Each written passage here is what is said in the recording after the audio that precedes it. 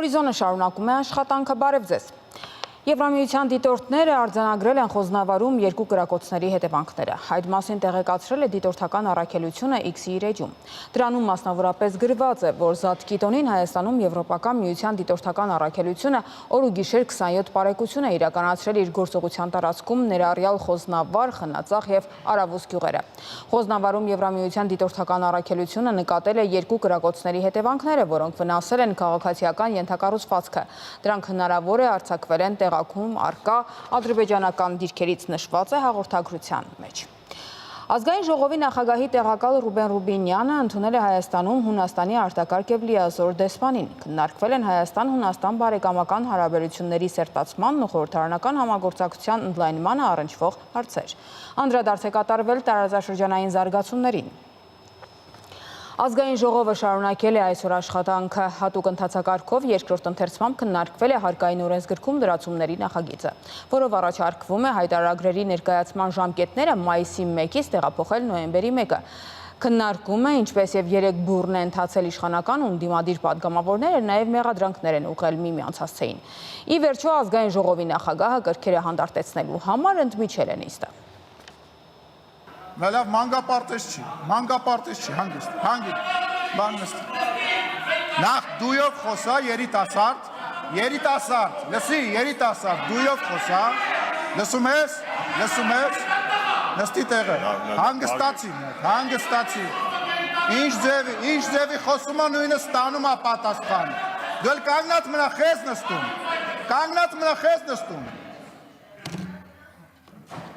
Մնացեք օրենքով սահմանված չափերի մեջ, շարունակեք պարոն Թոնյան։ Հարգելի հայրենակիցներ,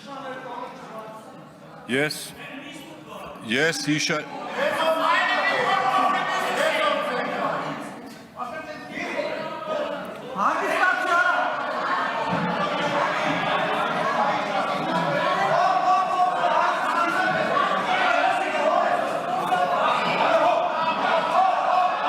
Անջատեք եթեր, ընդմիջում 20 րոպե։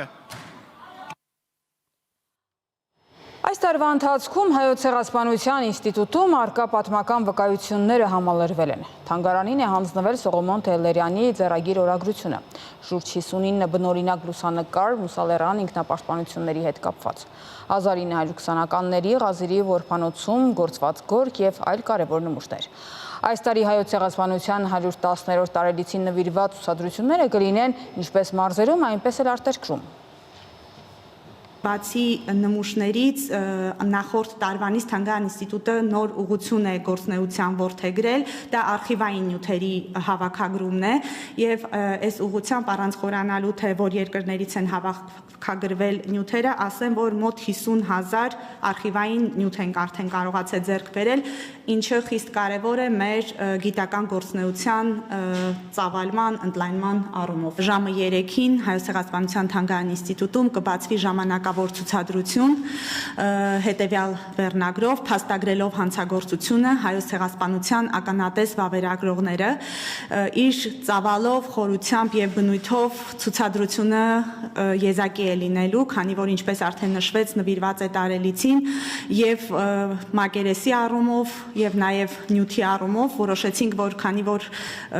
նշելու ենք 110-րդ տարելիցը Հայոց ցեղասպանության այն նյութը որ պետք է այս անգամ ցուցադրվի պետք է տարբերվի մեր նախորդ ցուցադրություններից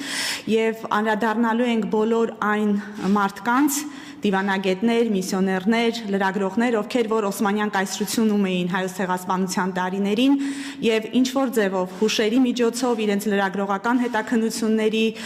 վիդեոնյութերի, լուսանկարների միջոցով փաստագրում էին հանցագործությունը։ Նաեւ անդրադարձել ենք Կոստանդնուպոլյան դատավարություններին, որով որ ցույց ենք տալիս, որ Օսմանյան կայսրությունը հենց առաջին պետությունն էր, ով հենց իրավական դատական process-ների միջոցով ճանաչեց Հայոց ցեղասպանությունը։ Բացի Երևանում Հայոց ցեղասպանության Թանգարան ինստիտուտում բացվող ցուցադրությունից ասեմ, որ նախաձեռնել ենք նաև մի շարք ցուցադրություններ այլ երկրներում, արդեն դրանցից մի քանիսը տեղի են ունեցել, արդեն Բուխարեստում ունեցանք Հայոց ցեղասպանության Թանգարան ինստիտուտի կողմից պատրաստված ցուցադրության բացումը նվիրված ցեղասպանության ժամանակ հայ կանանց փորձառություններին, ապրիլի 23-ին եւ 24-ին Մոսկվայում եւ Լենինգրադում կունենանք մեր ինստիտուտի կողմից պատրաստված երկու ցուցադրությունների պաշտոնական բացումները։ Պաշտոնական բացումներ կլինեն նաեւ Լեհաստանում եւ եվրոպական այլ երկրներում։ Մենք դեռևս նախորդ տարի նախաձեռնել էինք հատուկ ցուցադրության նախապատրաստում, որը որ առաջարկեցինք մեր ներկայացուցչություններին արտասահմանում գտնվող եւ այնտեղից արձագանքներ եղան եւ այս տարվա ապրիլի ընթացքում այդ ցուցադրությունները բոլորը կլինեն։ Եվ ի տարբերություն մյուս տարիների, այս անգամ նաեւ ցուցադրություններ ունենք այս պահին արդեն հաստատված Գյումրիում եւ Աբովյան քաղաքում։ Ապրիլի 29-ին Աբովյանում կբացվի մի կտավի պատմություն մեր ցուցադրությունը, որը նորից կանանց փորձառությունների մասին է ցեղասպանության շրջանում եւ մեր նախորդ տարվա ցուցադրությունը, որ բացել էինք հայ կինը ցեղասպանության զոհ եւ հերոս, ապրիլի 30-ին ցուցադրության պաշտոնական բացումը տեղի կունենա Գյումրիում։ Երևանի քաղաքապետարանը տեղեկացնում է, որ հայոց ցեղասպանության զոհերի հիշատակին նվիրված միջոցառումների շրջանակում ապրիլի 24-ին ժամը 8:30-ից մինչև 22-ը կկազմակերպվի Ծիծեռնակաբերդի հուշահամալիրի այցելուների անվճար փոխադրումը Հրազդան մարզադաշտին հարող տարածքից, հետևյալ երթուղիներով։ Համար 1 երթուղի Հրազդան մարզադաշտ, Ատենքի փողոց,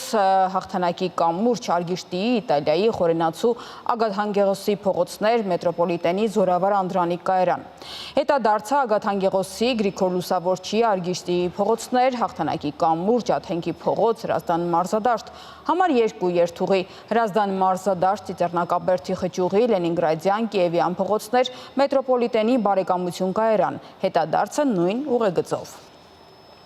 Որքան կթանկանա աղբահանության վճարը եւ որ խմբերի համար կսահմանվեն արտոնություններ։ Երևանի ավականին այսօր ապրիլի 22-ին գումարել է իր հերթական նիստը։ Օրակարգում ընդգրկված 25 հարցերից զեկուցվող է եղել միայն 3-ը։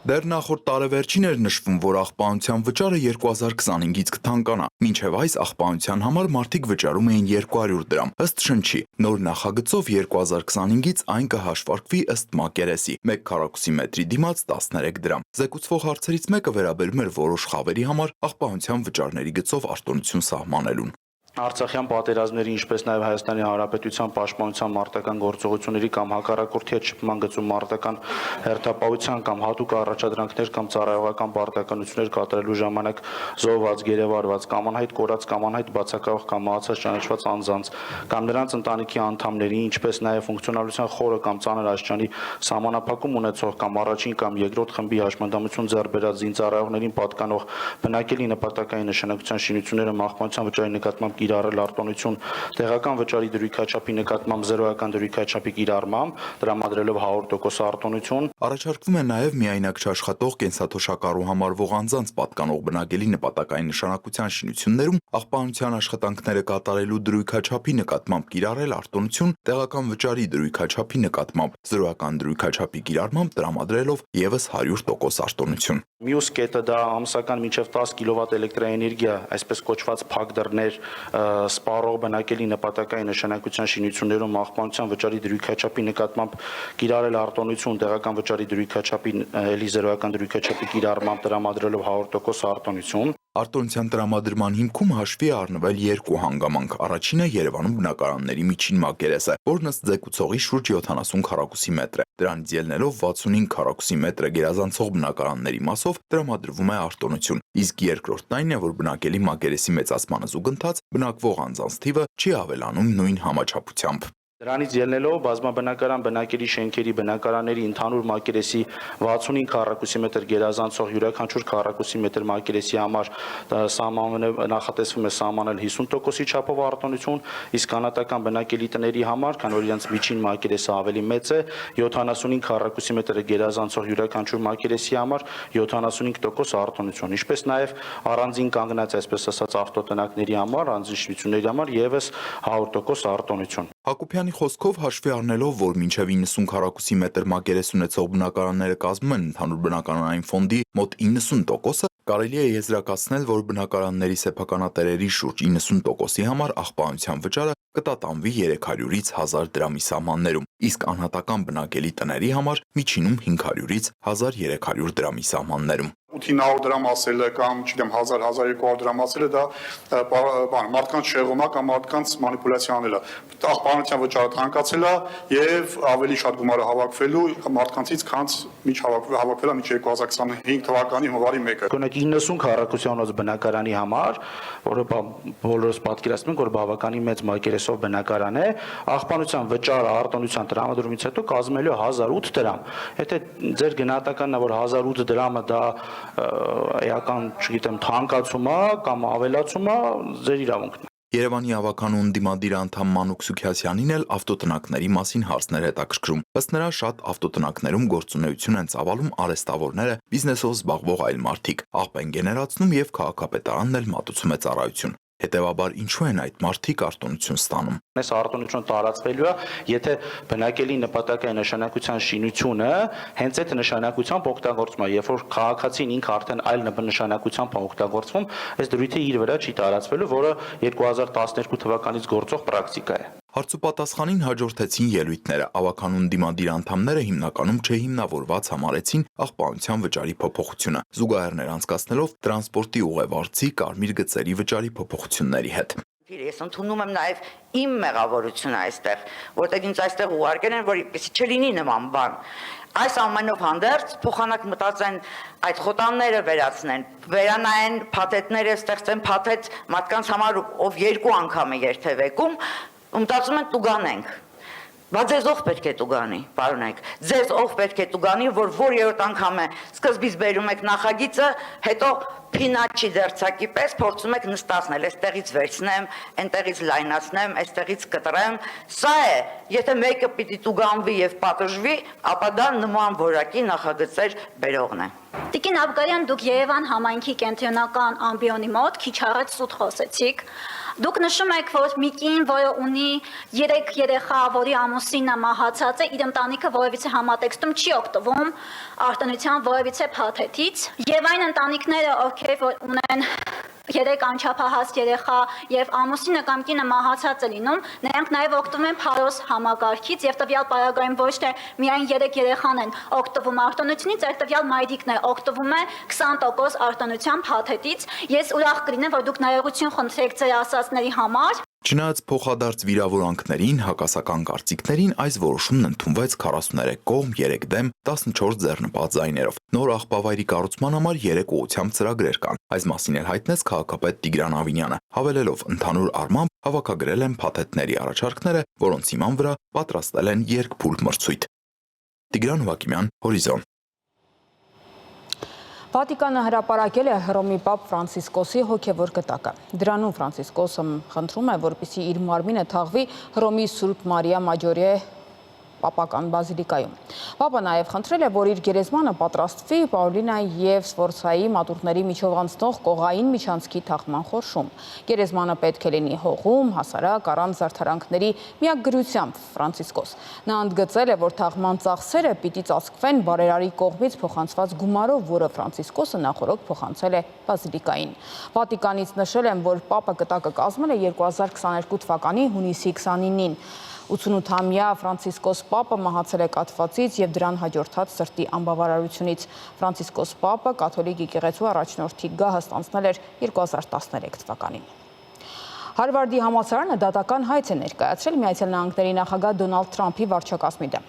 $2.2 միլիարդ պետական ֆինանսավորման արգելափակման պատճառով։ Համալսարանը մեղադրում է երկրի ղեկավարությանը անօրինական ու հակասահմանադրական արշավ մղելու մեջ։ Համալսարանը կարծում է, որ ֆինանսավորման չեղարկումը նպատակ ունի ստիպել հաստատությանը փոխել կառավարման համակարգը, վերանայել իր ակադեմիական ծրագրերը եւ զբաղվածության պրակտիկան։ Համալսարանում կարծում են, որ դա հակասում է սահմանադրության առաջին ուղղմանը, որը երաշխավորում է խոսքի ազատությունը։ Համալսարանը զգուշացրել է նաեւ, որ պետական ֆինանսավորման կորուստը բացասաբար կանդրադառնա բժշկական հետազոտությունների եւ նոր դեղամիջոցների մշակման վրա։ Այս ժամին այսքանը, կհանդիպենք ժամը 18-ին։